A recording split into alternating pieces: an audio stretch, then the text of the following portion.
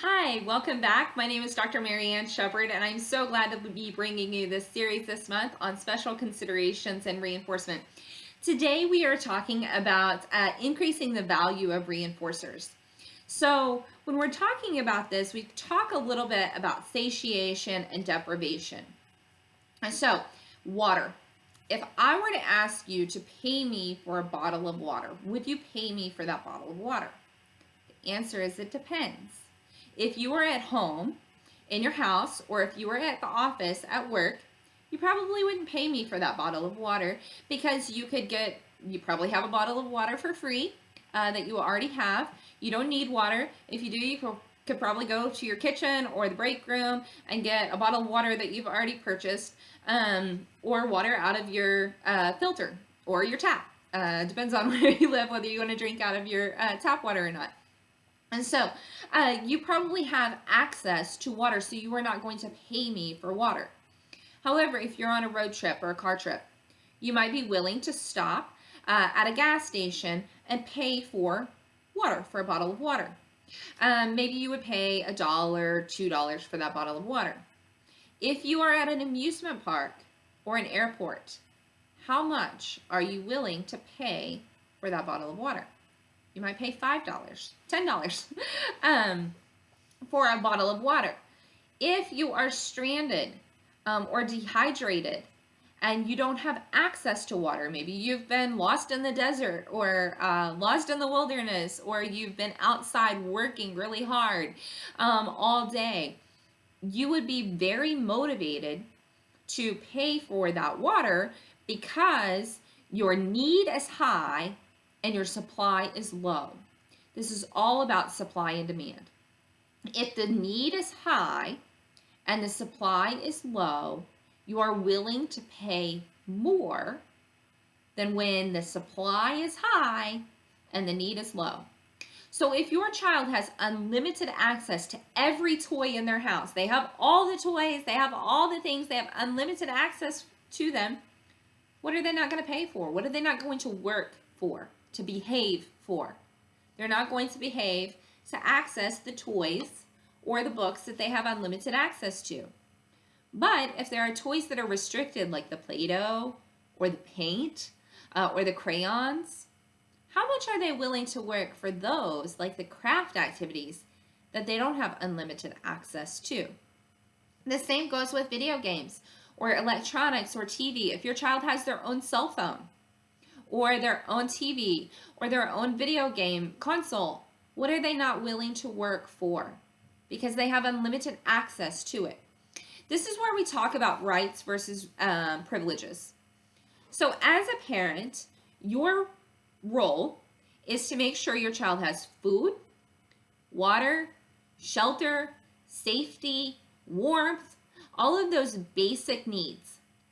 But just because you gave them that toy for Christmas or for their birthday, or just because they asked for it at the store, whenever it was that they received their toy, does not mean that they have unlimited access to it. They don't necessarily have the ability to access it whenever they want for free. It is a privilege. It's not required for life. It is a privilege. And so you as the parent are the gatekeeper to the access to the toy. The more preferred the toy is, the more they want it or need it, like video games or electronics or even reading, the more they enjoy it, then the demand is increased. And if you restrict supply, then their behavior in order to earn that will increase. They will pay more to access it. So this is what's deprivation. So I'm not talking about deprivation as far as food deprivation.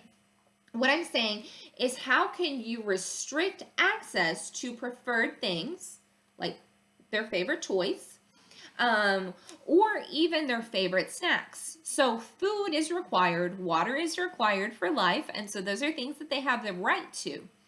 But they don't necessarily have to have the right to those privileged foods, or those privileged snacks like sweet treats, or it doesn't even have to be sugary snacks.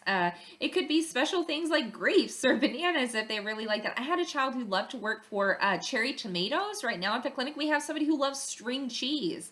So it doesn't have to be sugary snacks. It's just those most preferred things. I love string cheese. I love, depends on the time of the day, certain vegetables.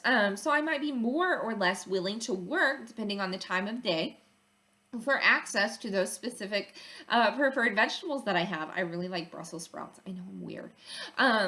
So think about what it is that your child has a demand for, and how can you manipulate or adjust that supply so that it can become a reinforcer, it can become a reward, and how can you adjust those privileges so that you're using them strategically to increase the chores that you're getting done, the homework you're getting done.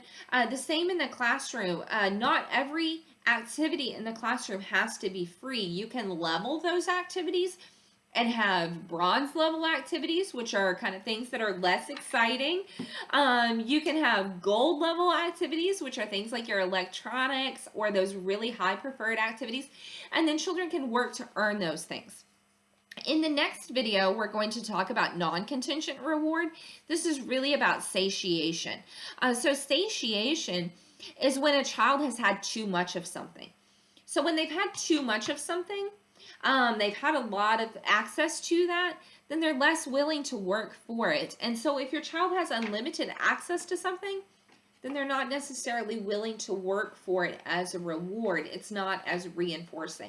And so you want to look at how can you manipulate that access to privileges so that they're more likely to work for those things, and you aren't necessarily having to buy things and spend money on things, but you can use the things that you already have at your house to as reinforcers.